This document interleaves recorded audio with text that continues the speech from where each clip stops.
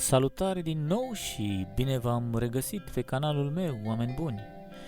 Nici nu știu de ce am așteptat atât de mult până să fac acest video, care poate îi va deranja pe mulți, dar având în vedere că este ceva anunțat de peste 46 de ani deja, chiar nu mai este timp de pierdut. Pentru mine, personal, este un miracol cum încă mai sunt unii oameni care cred și susțin lucruri total iraționale sau ridicole, sau care sunt plini de superstiții stupide, dar care în același timp se folosesc la tot pasul de tehnologia din ce în ce mai avansată, care ne arată pe fiecare zi ce trece că orice lucru are un mecanism rațional în spate. Pentru că, până la urmă, orice lucru care funcționează trebuie să aibă o logică în spate, logica după care funcționează, bineînțeles. Cu cât cineva este mai primitiv, cu atât mai irațional va fi, deoarece capacitatea sa de înțelegere este cu atât mai mică. Asta a fost adevărat și de înțeles pentru oamenii care au trăit acum sute sau mii de ani, pe vremea lui Moise sau Isus, de exemplu.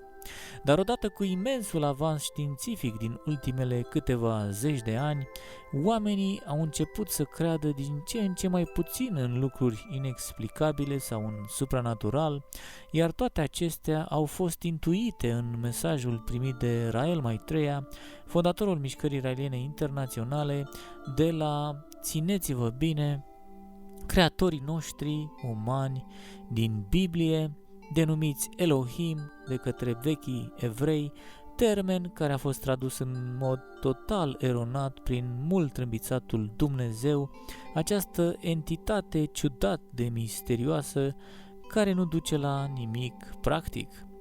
Dar iată ce spune legat de asta mesajul Elohimilor, pe care îl puteți descărca gratuit de pe linkul oferit în descriere. Timpul sfârșitului lumii a sosit.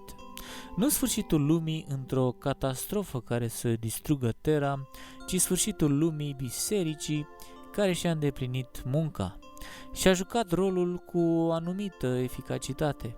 A fost o sarcină de popularizare, făcând posibilă recunoașterea creatorilor în momentul reîntoarcerii. După cum ați remarcat, biserica creștină este pe moarte.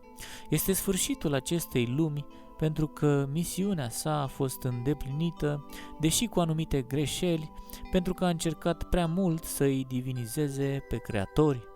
Zeificarea a fost acceptabilă până atunci când au început anii științei. Din acel moment ar fi trebuit să fie îndepărtată în întregime. Acest lucru ar fi putut fi posibil dacă adevărul ar fi fost păstrat sau dacă oamenii ar fi fost capabili să citească printre rânduri. Dar prea multe greșeli au fost făcute. Lucrul acesta a fost prevăzut de către creatori, iar biserica se va prăbuși pentru că nu mai este de niciun folos. În țările dezvoltate științific, oamenii sunt deja consumați de un fel de supărare pentru că nu le-a mai rămas nimic în care să creadă.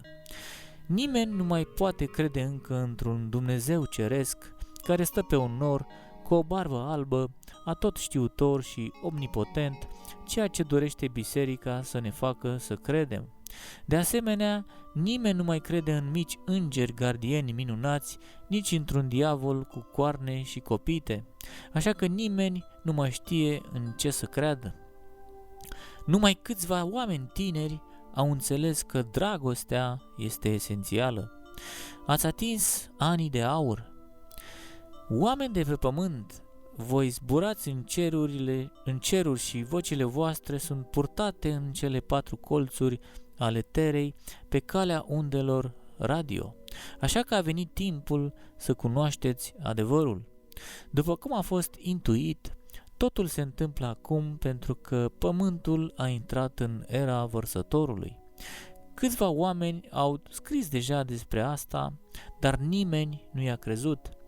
Acum vreo 22.000 de ani, creatorii s-au decis să înceapă munca pe pământ și tot ce s-a întâmplat de atunci a fost anticipat, pentru că mișcarea galaxiei implică această cunoaștere. Era peștilor a fost era lui Hristos și a pescarilor săi, iar era vărsătorului care urmează a început în 1946. Aceasta este era în care oamenii lui Israel își vor recăpăta țara. Și se va ridica în ziua aceea un strigăt de la poarta peștilor, urlete din cetatea cea nouă și mare larmă de pe coline. Tefania, capitolul 1, versetul 10. Poarta peștilor este calea de trecere către era vărsătorului. Acesta este momentul în care soarele răsare deasupra pământului în ziua echinocțiului de primăvară în constelația vărsătorului. Urletele cele mari reprezintă sunetul care acompania această revelație. Nu este o întâmplare că dumneavoastră v-ați născut în anul 1946. Această revelație, mulțumită iluminării pe care o conține, va aduce o nouă speranță oamenilor care sunt supărați, dar va accelera de asemenea și căderea bisericii, în afară de cazul în care aceasta își va recunoaște greșelile și se va pune în slujba adevărului. Că apăsătorul nu va mai fi, cel batjocoritor va pieri, distruși vor fi cei ce pândeau să facă rău. Cei care găseau vină oricui pentru un cuvânt în fața lumii, întind cursa judecătorului și pentru nimic răpesc dreptul celui cinstit. Isaia, capitolul 29, versetele 20-21. Este sfârșitul acelor oameni care vor să ne facă să credem în păcatul originar și să ne simțim vinovați. Sfârșitul oamenilor care întind curse celor care răspântesc adevărul la sfârșitul erei peștilor și începutul erei vărsătorului. Sfârșitul celor care încearcă să salveze biserica în timp ce îi elimină pe cei juști, pe cei care vorbesc despre dreptate și pe cei care scriu sau predică adevărul. Aceștia sunt exact ca cei care l-au crucificat pe Iisus. Acei oameni erau convinși că apărau ceea ce era bine, fără să încerce să înțeleagă și erau înfricoșați că vor fi ruinați și distruși la începutul erei peștilor. Ochii celor care văd nu vor fi închiși și urechile celor care aud vor lua aminte. Nebunului nu îi se va mai zice că e de neam bun și celui viclean că e mare la suflet, că nebunul grăiește nebunii și inima lui gândește răul ca să săvârșească nelegiuiri, să rostească cuvinte mincinoase împotriva lui Iahve, să lase nemâncat pe cel flămând și celor însetați să nu le dea să bea. Uneltele celui ticălos sunt ticăloase, el plăzmuiește uneltiri ca să piardă pe cei smeriți prin cuvinte mincinoase, pe cel sărac care își caută dreptatea. Dar omul de viță bună sfătuiește cele cuvincioase și stăruiește în cuvința lui. Isaia, capitolul 32, versetele 3-8. Toți vor înțelege în acest caz cuvintele: ochii celor care văd nu vor fi închiși. Este biserica cea care vorbește despre Iahve în mod mincinos și lasă goale spiritele celor cărora le este foame de adevăr. Este biserica cea care născocește planuri nemernice pentru a ruina săracii, așa încât cei care nu sunt în stare să înțeleagă sau care îndrăznesc să nu înțeleagă vor rămâne credincioși ei datorită fricii păcatului, excomunicării sau altor nonsensuri. În timp ce săracii își pledează cazul, cei care duc lipsă de inteligență pentru a pricepe adevărul stau în picioare în fața minciunilor bisericii la poruncile aceleiași minciuni. Dar cei cu o minte nobilă, care proclamă adevărul cu voce tare, fac acte nobile, chiar dacă vor trăi fără aprobarea bisericii organizate. Nu știți voi oare, n-ați auzit, nu vi s-a spus oare de la început, n-ați înțeles voi ce vă învață întemeierea lumii? Isaia, capitolul 40, versetul 21. Iată sluga mea pe care o sprijin, alesul meu, într-un care binevoiește sufletul meu, pus am peste el Duhul meu și el va propovădui popoarelor legea mea. Isaia, capitolul 42, versetul 1. Dumneavoastră sunteți cel care va răspândi adevărul în toată lumea, acest adevăr care v-a fost revelat pe parcursul zilelor trecute. Trestia frântă nu o va zdrobi și feștila ce fumegă nu o va stinge. Isaia, capitolul 42, versetul 3. Nu veți fi în stare să distrugeți biserica și minciunile ei complet, ci eventual se va ofili singură. Extincția ei a început de ceva vreme. Trestia se zdruncină și a îndeplinit misiunea și trebuie să dispară. A făcut greșeli și s-a îmbogățit pe spatele adevărului, fără să încerce să-l interpreteze într-un mod destul de clar pentru oamenii acestei ere.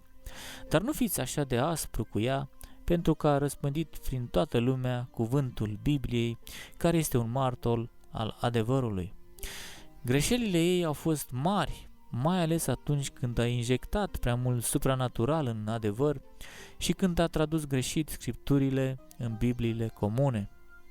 A înlocuit termenul Elohim, care se referă la creatori, cu termenul singular Dumnezeu, când de fapt Elohim este pluralul lui Eloha în ebraică.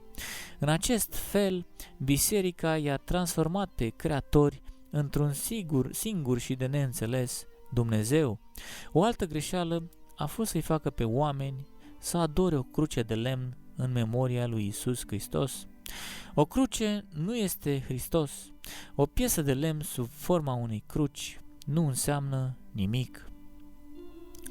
Cu toate acestea, el nu își face socoteală în inima sa că este simplu și fără pricepere și nu zice: jumătate l-am pus pe foc și am copt pâine, pe cărbune am fript carne și am mâncat-o, iar cu cealaltă jumătate care a mai rămas voi face un idol urcios și mă voi închina la un trunchi de copac.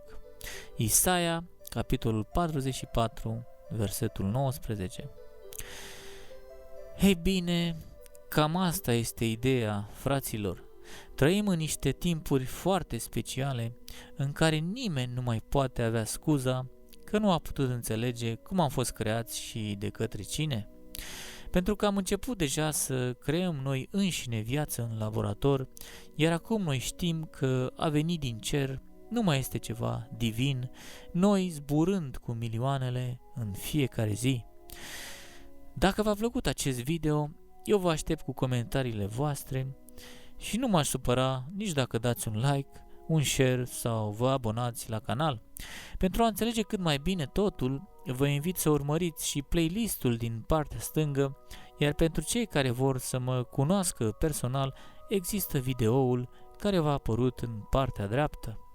V-am pupat și ne vedem în videoul următor sau chiar la evenimentul din octombrie.